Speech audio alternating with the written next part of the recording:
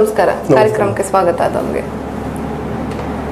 ವೀಕ್ಷಕರೇ ತಮಗೆಲ್ಲ ಗೊತ್ತಿರೋ ಹಾಗೆ ಪ್ರಧಾನಮಂತ್ರಿ ನರೇಂದ್ರ ಮೋದಿ ಅವರು ವಾರಣಾಸಿಯಲ್ಲಿ ಇವತ್ತು ಈ ಪ್ರಧಾನಮಂತ್ರಿ ಕಿಸಾನ್ ಸಮ್ಮಾನ್ ನಿಧಿ ಯೋಜನೆ ಅಂತ ಏನಿದೆ ಇದರ 17ನೇ ಕಂತನ್ನ ಬಿಡುಗಡೆ ಮಾಡೋದಕ್ಕೆ ಹೊರಟಿದ್ರು। ಈ ಒಂದು 17ನೇ ಕಂತಿನಲ್ಲಿ ಸುಮಾರು 20,000 ಕೋಟಿ ರೂಪಾಯಿಯಷ್ಟು ರೈತರ ಖಾತೆಗಳಿಗೆ ಜಮೆ ಮಾಡಲಾಗುತ್ತೆ। ಸುಮಾರು 9.3 ರಿಂದ 15 ಕೋಟಿ ರೈತರ ಖಾತೆಗಳಿಗೆ ಈ ಹಣ ಹೋಗಿ ತಲುಪುತ್ತೆ ಅಂತ ಹೇಳ್ತಾರೆ। ಸರ್, ಈ ರೀತಿ ರೈತರಿಗೆ ಸಹಾಯ ಮಾಡ್ತೀವಿ ಅಂತ ಬಿಂಬಿಸೋದಕ್ಕೆ ಬೇರೆ ಬೇರೆ ಹೆಸರಿನ ಯೋಜನೆಗಳನ್ನ ರೈತರಿಗೆ ಕೊಡೋದ್ರಿಂದ ಸಹಾಯ ಆಗುತ್ತಾ ನಿಜಕ್ಕೂ ರೈತರಿಗೆ? ನೋಡ್ರಿ, ರೈತರಿಗೂ ಸಹಾಯ ಆಗೋದಿಲ್ಲ ಅಂತ ಹೇಳಕ್ಕೆ ಆಗೋದಿಲ್ಲ। ಯಾಕಂದರೆ 4 ತಿಂಗಳಿಗೆ 2,000 ರೂಪಾಯಿ ಎಷ್ಟು ಸಹಾಯ ಆಗ್ಬೋದು ಇವತ್ತಿನ ಮಾರ್ಕೆಟ್ ರೇಟದಲ್ಲೇ ಅನ್ನೋದು ನಾವು ವಿಚಾರ ಮಾಡಬೇಕಾಗಿದೆ। ಹೌದು, ಮಾಡಿದಾರ, ಹೆಲ್ಪ್ ಆಗ್ಲಿಕ್ಕೆ ಅಂತ 2,000 ರೂಪಾಯಿ ವರ್ಷಕ್ಕೆ 6,000 ರೂಪಾಯಿ ಆಯಿತು। ಇವತ್ತು ಈ ರೈತರಿಗೆ ಕೊಟ್ಟಂಥ ಈ ಹಣವನ್ನು ಈ ಒಂದು ನಾವು 6,000 ಕೊಡ್ತಾ ಇದ್ದೀವಿ ಅಂತ ಹೇಳ್ತಾ ಇರೋದನ್ನು ಸ್ವಾಗತಿಸೋಣ, ಇಲ್ಲಂತಲ್ಲ। ಒಬ್ಬ ಪ್ರಧಾನಿಯಾಗಿ ಕೆಲಸ ಮಾಡಲಿಕ್ಕೆ ಇತ್ತಿದ್ದಾರೆ, ಒಳ್ಳೆಯ ಕೆಲಸದ। ಆದರೆ ಈ ದುಡ್ಡು ಎಷ್ಟರ ಮಟ್ಟಿಗೆ ರೈತರ ಡೆವಲಪ್ಮೆಂಟಿಗೆ, ರೈತರ ಬದುಕಿಗೆ ಹೆಲ್ಪ್ ಆಗ್ತದೆ, ಇದು ಭಾಳ ಮಹತ್ವದ। ಮತ್ತು ಇನ್ನೊಂದಿಲ್ಲ, ನಮಗೆ ಫ್ಲಕ್ಚುಯೇಷನ್ ಆಗ್ತಿರ್ತದೆ।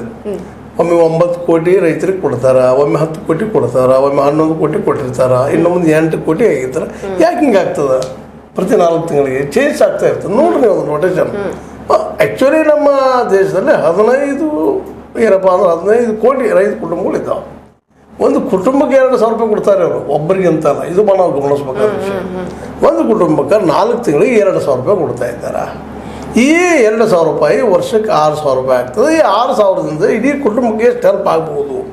ಒಂದು ಕುಟುಂಬ ಅಂದ್ರೆ ಮಿನಿಮಮ್ 4 ದಿನ ಅಂತ ಇಟ್ಕೊಳ್ರಿ, 4 ಜನರಿಗೆ ಒಂದು 2,000 ರೂಪಾಯಿ 4 ದಿನ ಕೊಡ್ತಾರೆ। ಇದು ಒಂದು ಸಂತೋಷ ಪಡೋ ವಿಷಯ। ಆದರೆ ನಾವು ಕೇಳ್ತಾ ಇರೋದಿಲ್ಲ, ಇದನ್ನು ನೀವು ಕೊಡ್ತಾ ಇದ್ದೀರಿ, ಉಪಕಾರ ಮಾಡ್ತಾ ಇದ್ದೀರಿ, ಮತ್ತು ಪ್ರಚಾರ ಸಾಕಷ್ಟು ಮಾಡ್ಕೊಳ್ರಿ, ಕೊಟ್ಟಿರ್ತೀರಿ, ಮಾಡ್ಕೊಳ್ರಿ ಅಂತ ತಪ್ಪಿಲ್ಲ।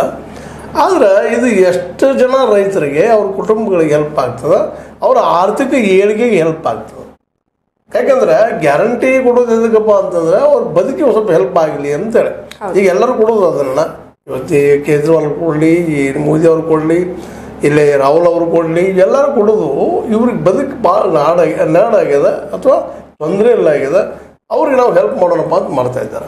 ಅದು ಈ ದುಡ್ಡು ಎಷ್ಟು ಹೆಲ್ಪ್ ಆಗ್ತದೆ? ಯಾಕಂದ್ರೆ ಮಾರ್ಕೆಟ್ದಲ್ಲೇ ಇವತ್ತು ನೀವು 1 ಎಕರೆ ಏನಾದ್ರು ಬೆಳಿಬೇಕಾಯ್ತಂದ್ರೆ ಅದಕ್ಕೆ ಗೊಬ್ಬರ ಬೇಕು, ಆಳುಗಳ ಪಗಾರ ಬೇಕು, ಭೂಮಿ ಸೌಕಳಿ ಆಗ್ತಿರ್ತದೆ, ನೀರು ಬೇಕು, ಗಳೆ ಗಾಢ ಅಂತ ಇವೆಲ್ಲ ಖರ್ಚುಗಳು ಇರ್ತವೆ ಒಬ್ಬ ರೈತಗ।